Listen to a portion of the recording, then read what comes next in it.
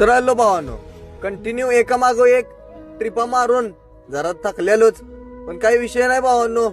आहे ट्रिपा मारल्यानंतर मारलेच पाहिजे. आणि आपली गाडी भरलेली, तुम्हाला तर माहितच आहे, मी स्टोरी टाकलेली, बांद्याला गाडी भरलेली गोवा बाउंड्रीला. डिझेल पंपावर आलो, डिझेल टाकी केली फुल. आता म्हटलं चला निघावं, रातसारी आपल्याला चालायचं आहे. पंपावरून निघून आलो, मग काय डायरेक्ट येऊ पाचलच्या अलीकडला एकदम अरुंद रस्ता आहे.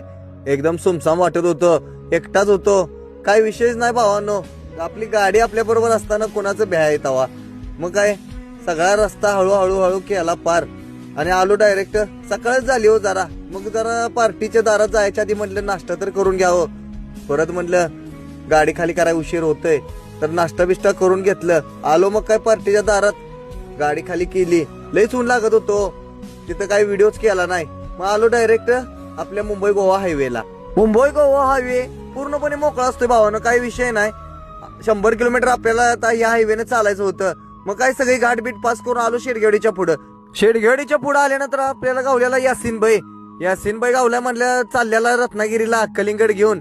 म्हटला भाऊ रमजानचे दिवस चालू झाले, ती 2 कलिंगड आपल्याकडनं तुम्हाला घरी घेऊन जावा.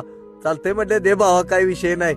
कलिंगड घेऊन आणि त्याला भेटून मग काय आलो डायरेक्ट कार्डमध्ये आल्यानंतर नेहमीप्रमाणे आपल्याला लागलेला ट्रॉफिक, काही विषयच नाही भावांनो. तर चला हा व्हिडिओ